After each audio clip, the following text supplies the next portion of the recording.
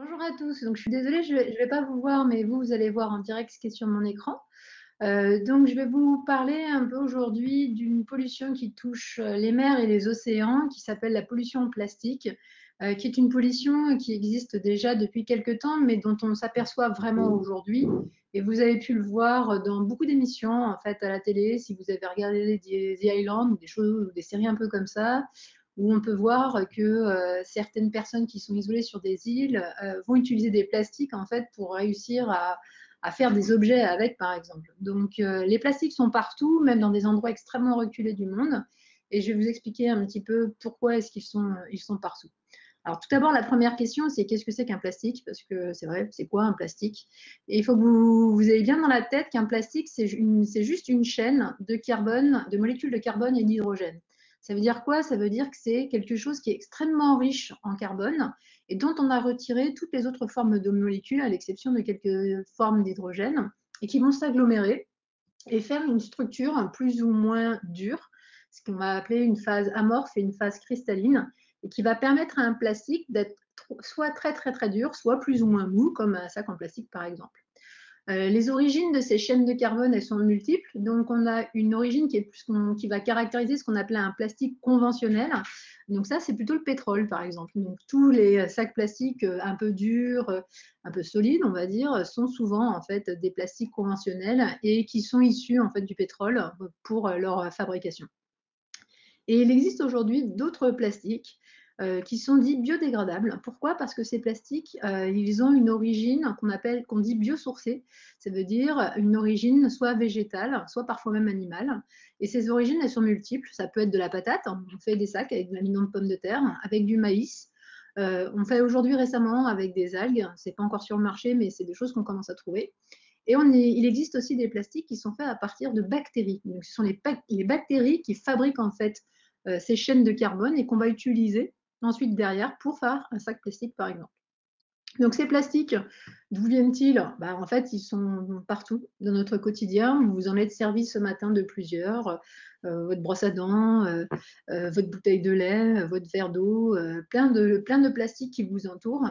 Et ils sont également dans vos vêtements. Donc, lorsque vous allez mettre votre linge à laver, vous allez avoir des petites formes de microplastiques, de microparticules qui vont se retrouver dans l'eau d'évacuation du lave-linge et donc directement dans les égouts et enfin à la mer.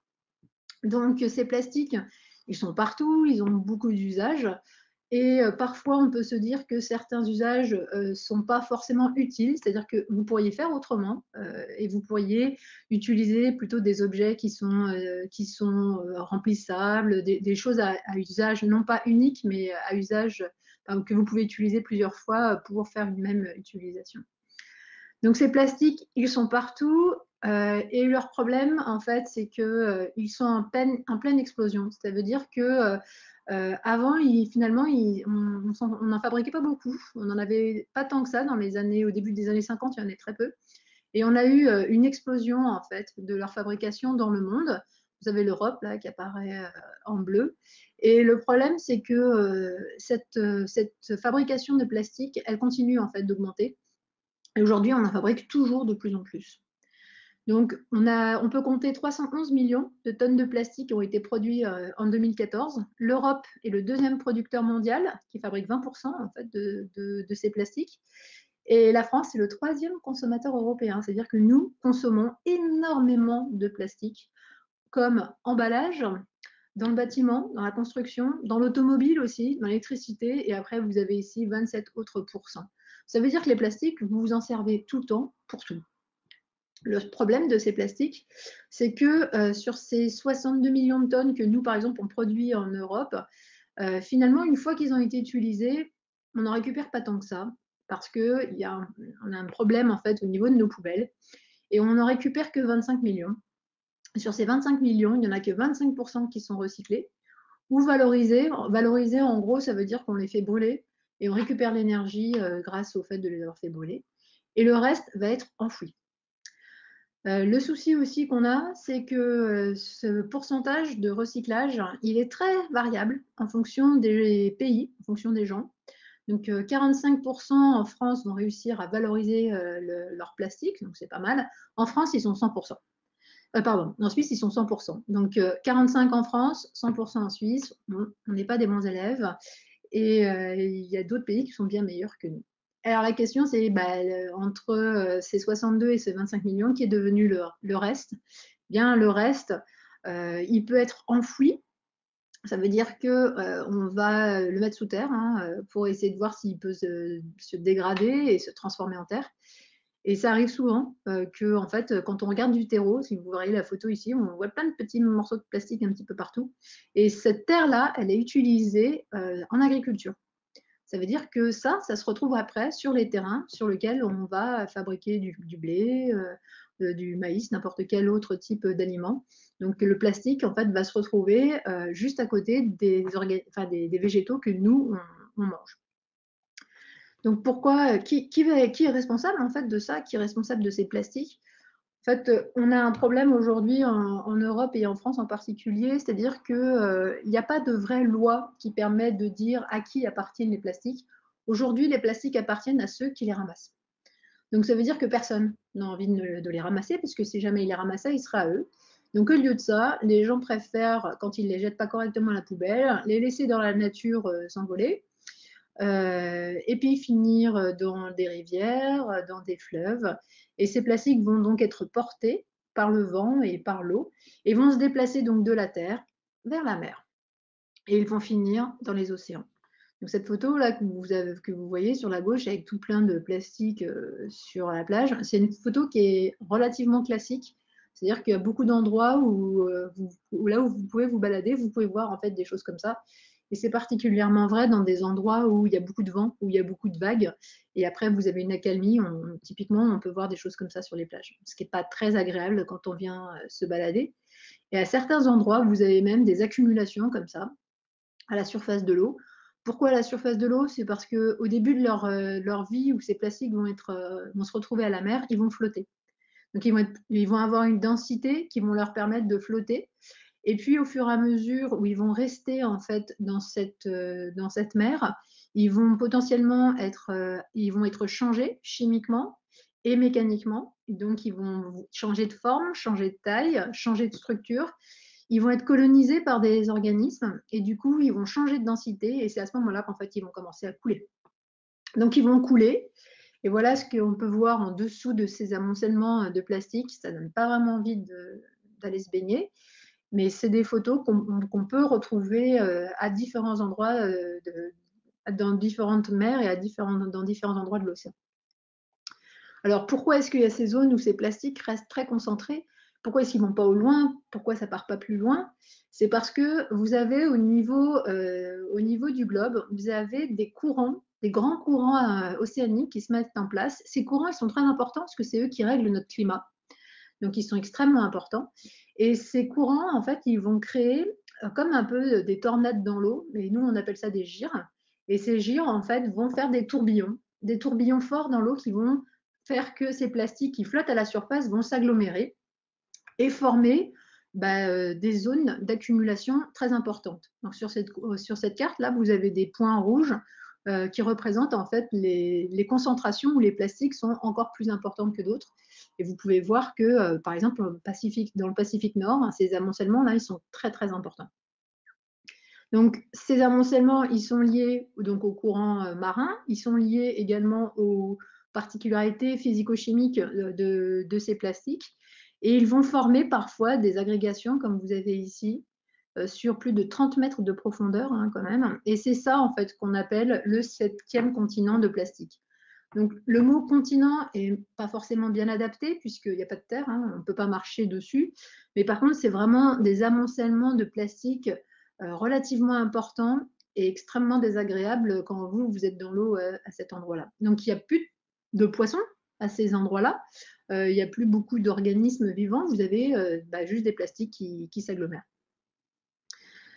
Donc, ils s'agglomèrent à la surface. Après, ils vont donc, ce que je vous disais, ils vont changer physiquement et chimiquement. Ils vont commencer à être changés par l'effet des vagues, l'effet du vent et l'effet de la lumière. En fait, c'est les UV qui vont changer beaucoup en fait les plastiques et ils vont faire ce qu'on appelle oxyder les plastiques, ce qui vont les changer, ce qui va changer ces chaînes de carbone et d'hydrogène et changer leur densité. Donc, ils vont commencer à se fragmenter et ils vont couler.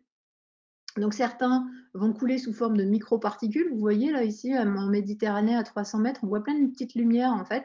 Ces lumières, c'est la réverbération de la lumière sur du plastique. Et vous voyez que vous avez à 300 mètres une botte là qui se balade, une botte, des filets, plein de choses. On les retrouve aussi à 900 mètres. Donc là, vous avez des jolies photos dans la Méditerranée d'une chaise. On se demande ce qu'elle fait là. Et puis de filets de pêche ici. Et on va les retrouver également à des profondeurs très importantes, à 1200 mètres, à 2000 mètres. Donc là, c'est des zones où il n'y a pas du tout de lumière et où on retrouve normalement des organismes qui sont très particuliers, parce que c'est des organismes qui vivent dans le noir et qui ne sont pas beaucoup habitués à des changements de pollution importantes, puisque dans les fonds sous-marins, normalement, les conditions sont tellement particulières, la température ne bouge pas, il fait tout le temps 13 degrés. Et du coup, on ne s'attend pas trop à avoir enfin, les organismes ne s'attendent pas à avoir des polluants de ce type-là dans le fond. Et on en a même retrouvé à 2500 mètres en Arctique. C'est pour dire que cette pollution, elle est partout et elle n'est pas juste limitée à certains endroits. Et malheureusement, on la retrouve partout dans les fonds des mers aussi.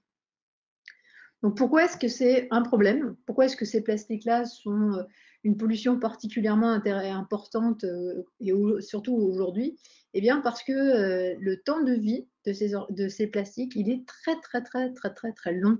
C'est-à-dire que si on compare avec du papier toilette, hein, qui est en fait de la cellulose, hein, c'est juste du papier, ça va durer 2 à 4 semaines et ces plastiques, ils durent 400 ans. Donc de 400 à 450 ans, quand ils sont dans des conditions très particulières, c'est-à-dire qu'il faut qu'ils soient à 70 degrés avec certains types de bactéries, on arrive à voir effectivement leur dégradation, donc sur 400 ou 450 ans estimés. Mais le problème, c'est que dans le milieu marin, la température, c'est pas 70 degrés, c'est 13 degrés. Donc ça correspond, en fait, même ce temps estimé à 400, 450 ans, il ne serait pas vrai, en fait, si on s'amusait à le calculer en milieu marin, il serait encore plus important. Donc pourquoi est-ce que c'est un souci? Pourquoi est-ce que ça gêne les organismes qui vivent à côté? Eh bien parce que ces plastiques, ils vont avoir des conséquences importantes. Si une tortue, par exemple petite, reste bloquée dans un plastique, là, comme vous voyez ici, si cette tortue reste bloquée et que le plastique, lui, ne casse pas, mais en fait, ça va changer en fait, typiquement la morphologie de la tortue qui ne pourra plus grandir et qui en fait va mener potentiellement à la mort de cet organisme-là par étouffement. On a aussi d'autres grands mammifères qui sont atteints et qui vont s'étrangler avec ces filets, avec ces fibres. Et il y en a d'autres qui peuvent également s'étouffer juste avec le fait d'avoir un plastique sur le nez. Donc, en fait, il n'y a plus d'oxygène qui rentre. Et donc, du coup, l'organisme de la tortue va mourir d'étouffement, en fait. Donc ça, c'est on va dire, c'est des grands risques, mais ces animaux-là, ils peuvent essayer en fait de l'enlever, ils peuvent essayer d'arracher en fait ces plastiques-là. Il y en a d'autres qui en fait vont les avaler, ces plastiques. Ils vont les avaler pourquoi? Parce que si vous regardez par exemple cette tortue-là, qui est morte d'avoir tout ça en fait dans son estomac, vous verrez que c'est plein de plastiques différents, avec des formes différentes, avec des couleurs différentes. Pourquoi est-ce qu'il a avalé tout ça? C'est parce qu'il les a pris pour des poissons. Il les a pris en fait pour ses proies. Et comme lui, c'est un prédateur et qui mange en fait des petits organismes, il a cru que tout ça, eh ben, c'était des animaux. Il a cru et du coup, il les a avalés. Alors, s'il en avale un, c'est comme si vous avaliez un chewing-gum, bon, c'est pas très grave. Mais si vous en avalez à tous vos repas et vous en avalez autant que de ce que vous mangez, à un moment donné, ça va s'agglomérer, ça va faire un bouchon et vous pouvez en mourir. Et c'est le cas ici, ce que vous voyez sur la photo de droite, où vous avez cet oiseau qui est mort d'avoir avalé tous ces plastiques-là. Donc, ça concerne les organismes marins qui sont dans l'eau, ça concerne aussi des organismes qui sont marins, qui sont dans l'air, typiquement les oiseaux, et ça va concerner, en fait, indirectement, ça va vous concerner vous. Pourquoi? Parce que les poissons que vous mangez, qui vivent en mer, se trompent aussi. Et pourquoi? Parce qu'ils mangent ces petits zooplanctons là, que vous avez dessinés sur la gauche. Donc, vous voyez, il y a plein de couleurs différentes, plein de formes différentes. Et le problème, c'est qu'à certains endroits, et en particulier dans la Méditerranée, vous avez, pour un zooplancton, vous avez un microplastique, c'est-à-dire un plastique qui s'est fragmenté avec une taille inférieure à 5 mm. Ça veut dire que ce poisson, il a une chance sur deux de se tromper quand il va venir essayer de manger Donc, quand il va voir quelque chose flotter dans la colonne d'eau, il va essayer de le prédater, de l'attraper, et il va l'avaler tout rond, en fait, et il a une chance sur deux de se tromper. Donc, ces poissons-là, ils vont attraper le plastique, ils vont l'avaler. S'ils sont capables de l'éliminer, bon, bah, tout va bien. Mais souvent, en fait, ça va faire un bouchon, ça va s'agglomérer, ça va devenir plus petit et ça peut même passer dans les tissus en fait, des poissons. Et vous, en mangeant les poissons, en fait, vous mangez quelque part des particules extrêmement petites de ces plastiques qu'on appelle des nanoplastiques. Donc, pourquoi est-ce qu'aujourd'hui c'est important de travailler là-dessus et qu'est-ce qu'on sait? Eh bien, on ne sait pas beaucoup de choses en fait. Si on regarde l'océan et l'ensemble des chaînes trophiques qui régulent en fait, qui sont régulées au sein de ces océans, vous allez avoir du phytoplancton qui est mangé par du zooplancton, qui est mangé par ce qu'on appelle le necton. Donc, c'est une chaîne trophique et ce qu'on appelle linéaire. Donc, le plus grand mange le plus petit, en gros. Et ces organismes-là, normalement, ils produisent de la matière organique qui va ensuite être dégradée par ce qu'on appelle la boucle microbienne. Et cette boucle microbienne, elle est contrôlée elle-même par des virus. Donc, vous avez tout un cycle de vie qui se met en place dans les océans qui permet de contrôler en fait des échanges de matière au sein de l'océan. Et le problème, c'est que ces plastiques-là, ils vont changer les différents niveaux de cette chaîne trophique. Donc aujourd'hui, qu'est-ce qu'on sait? Eh bien, on a commencé en partie notre laboratoire à travailler en participant en 2014 à des expéditions en Méditerranée qui ont visé à récupérer des microplastiques grâce à des filamenta. Le filamenta, c'est ce que vous avez ici là sur la petite image. Donc on réduit la vitesse, on attache ça à l'arrière du bateau et on va venir récupérer ce qui flotte à la surface de la mer Méditerranée. Vous voyez, il y a eu plein de points en fait qui ont été effectués. Et ce qui a pu être vu, c'est qu'il y a certains endroits où les microplastiques étaient particulièrement importants. Et c'est là où on a pu identifier que la Méditerranée était particulièrement touchée en fait, par cette pollution. Donc on a récupéré tous ces petits morceaux de plastique et on a essayé de regarder qu'est-ce qu'ils avaient pu faire ces microplastiques, quel type de plastique c'était, est-ce qu'ils étaient vieillis un petit peu, est-ce que le soleil avait changé leur composition, est-ce qu'ils avaient changé physiquement. Et voilà ce qu'on a pu observer à la sortie en fait, de ces filamenta. Donc déjà, on n'a pas un seul type de plastique, hein, il y en a plein. Il y en a plein de différentes formes, de différentes couleurs, de différentes tailles, qui flottent plus ou moins. Vous avez ces fibres-là qu'on voit sur la gauche, qui sont des fibres ici d'un filet de pêche. Mais on en a pu observer d'autres qui correspondent plutôt à des petites fibres issues de pulls en polyester. Hein, donc, c'est des sorties de machines à laver. Et sur ces plastiques-là, on a, nous, étudié en fait quelles étaient les bactéries qui étaient, par exemple, attachées à ces organismes-là. Alors, pourquoi est-ce qu'on s'intéresse aux bactéries? Parce que une des grandes idées, c'est de penser qu'il existe dans l'océan des bactéries qui seraient capables de dégrader ces plastiques. Alors, pourquoi est-ce que les gens y pensent ça? C'est parce que les plastiques, comme je vous le disais, ils sont à l'origine issus du pétrole. Ce pétrole, il peut être dégradé par certains types de bactéries. Donc, dans les océans, il existe des bactéries qui sont capables de manger en fait les hydrocarbures. Et donc, comme le plastique est issu des hydrocarbures, on s'attend à ce que peut-être il y ait une solution dans les océans pour faire disparaître ces plastiques. Donc, notre travail à nous, il a été d'essayer de les identifier, à essayer de chercher si certains types de bactéries étaient capables de dégrader ces plastiques ou pas. Et ce que nous, on a pu voir, c'est que les bactéries qui sont à la surface des plastiques, elles sont très particulières, effectivement. Donc, elles aiment certains types de plastiques, elles grandissent dessus, mais elles ne les dégradent pas forcément. C'est-à-dire qu'elles s'en servent plutôt comme d'un radeau. Et elles se déplacent, elles naviguent. C'est un petit radeau dans les océans, c'est sympa, il fait chaud, on est près de la surface. Donc, ce n'est pas tout à fait des bactéries qui dégradent vraiment pour l'instant ces plastiques qu'on a pu identifier. Donc, nous, ce qu'on cherche, c'est justement à voir si certaines qui se sont attachées quand même à ces plastiques, si elles seraient capables de le faire quand même. C'est-à-dire, est-ce que est-ce que si on les prend de ces plastiques et qu'on les remet avec un nouveau plastique, est-ce qu'elles sont capables de faire ce qu'on appelle la biodétérioration? Donc, c'est quoi ce machin? Eh bien, en fait, c'est ces petites bactéries qui vont produire des enzymes. Et ces enzymes, elles vont venir essayer de casser ma chaîne de carbone et d'hydrogène pour ensuite faire des fragments plus petits qu'elle va pouvoir assimiler. Et elle va transformer en fait ces molécules de carbone en CO2 et donc juste par la respiration. C'est ce qu'on appelle un processus de minéralisation. Donc techniquement, elle pourrait être capable, à partir de ces chaînes de carbone, de juste produire de la biomasse et de faire de la production de CO2. Donc ce qui permettrait de dégrader en fait mon plastique dans les océans. Donc ce qu'on fait aussi dans le laboratoire, c'est d'essayer de voir quel est le vrai impact de ces plastiques sur les animaux marins. Est-ce qu'un microplastique, par exemple, est-ce que c'est plus dangereux, plus toxique qu'un macroplastique, c'est-à-dire qu'une grande feuille de plastique? Donc, ce qu'on a fait, c'est qu'on reproduit en fait des conditions de vie de certaines espèces. Donc ici, c'est un corail blanc. Donc c'est un corail qui vit à 600 mètres de fond, hein, dans la fond des mers.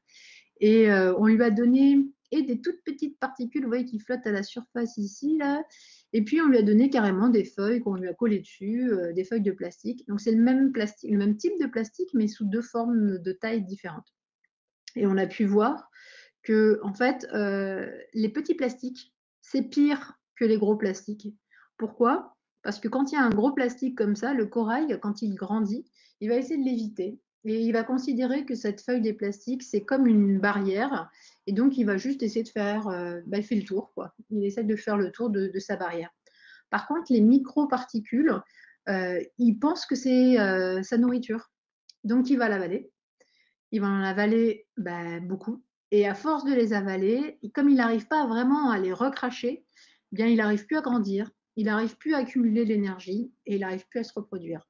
Donc, ce que ça voudrait dire, c'est que ces microparticules sont beaucoup plus toxiques en fait que des macroparticules, que des macroplastiques. Et du coup, en pensant que le plastique a disparu parce qu'il est devenu plus petit, qu'il n'est plus un problème, c'est faux. C'est exactement l'effet inverse.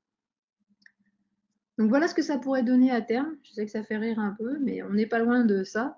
C'est-à-dire que une des grandes questions aujourd'hui qui se posent, c'est qu'est-ce qu'on peut faire vraiment pour arrêter la pollution plastique en mer? Quelles sont les solutions? Qu'est-ce que vous pourriez envisager? Ou sinon, si on ne fait rien, qu'est-ce qu'on aura dans les océans? Effectivement, on aurait des plastiques de partout et une disparition des poissons, des jolis poissons que vous allez regarder quand vous faites de la plongée.